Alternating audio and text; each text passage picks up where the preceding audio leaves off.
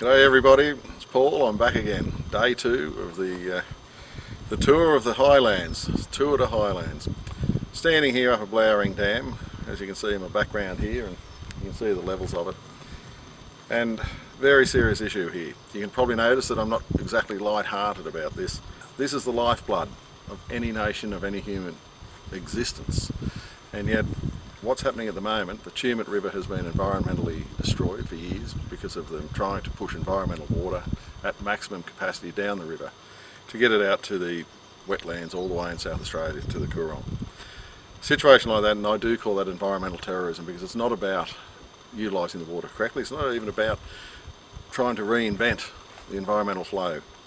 Further, however, as we're all aware, particularly right at this moment, we're in the grip of this drought. Downstream from here we've got farmers, just absolutely destroyed. They're distraught as well.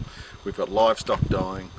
Today it was announced that some carriers, and good on them, and people are getting behind the agricultural industry magnificently, but carting hay all the way from Tasmania up to these areas, up to the north. And yet right behind me here we have water stored for the Office of Environment and Heritage own thousands of megalitres of water here, that yes, they legally purchased some of it, but this state government stripped it away. They stole it from the people who owned it, which were the agricultural people.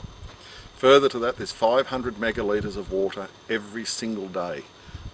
Not necessarily just Blowering, but in the combination of our Blowering, our Burrinjuck and the entire dam network is flowing down the river, 500 megalitres a day. Now that equates to the equivalent of 500 tonnes of sorghum or 1,200 tonne of oat and hay every single day, just being flushed straight down to the river, straight down the river for some quasi-environmental system that no one can even comprehend at the moment. But in the meantime, the farmers are going to the wall. Their mental health is collapsing, the families are falling apart, and the livestock are dying. They're actually dying, and yet we're flushing this away. That equates to millions and millions of dollars every single day. And then they sit on thousands of megalitres, which the state refuses to release. The federal refuses to release. This is a Liberal government that is refusing to do this. And yet they then turn around and say, oh no, we're there to support the regional areas. Oh, we're there to support Wagga and the Wagga electorate. Here's the proof. It's not happening.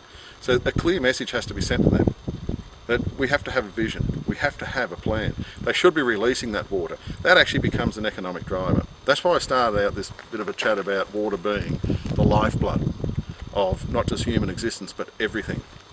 If you release that water, you're growing food, you're growing fodder. From that food and fodder, you create jobs. People actually have to turn that into hay or into grain. It's then put on a truck, it's transported. This is part of what I talk about, the regional blueprint. Further to that, Burrinjuck Dam sitting up from us now, if you put 10 metres on the wall, you can double the capacity. We should be having hydroelectricity in Burrinjuck Dam. That's part of this vision. This is what the state government should be doing. Not this Liberal government pandering out little bits and pieces and saying, oh, look what we're doing, we're delivering. They're not delivering. Where is their vision? Where are we future-proofing our region, our towns, our families, our children? What are our children going to do? What are our grandchildren going to do when all this collapses because they've thrown the baby out with the bathwater? They've sold Snowy Hydro and they're saying, well, look at all this money we're going to spend. They're spending it on a couple of stadiums in Sydney, for goodness sake, and yet we've got the lifeblood right here behind us, which could underpin our entire economy, drive our regional blueprint, drive our plan. This is bigger than just Wagga. This is state. This is so important to the state. It actually underpins our national economy. Just down the road, as we came through yesterday, we saw the Visy pulp mills. We saw the logging industry that goes with that. It is phenomenal, and yet it's being strangled by this Liberal government. And Ms Ham thinks she can actually fix this. She has no vision. The Liberal Party has no vision. They have no concept of trying to future-proof this whole situation, this whole region. It's time to step up. And I'll leave this one for now, but I will be back and you'll see me further down the track. But we need to get on with this job. We actually need to start building more dams. Build one at Mingay. Let's have the concept, put one below Wagga. Water can be stored, held and used and exponentially grow our economy and future-proof our families and our nation. Talk to you later.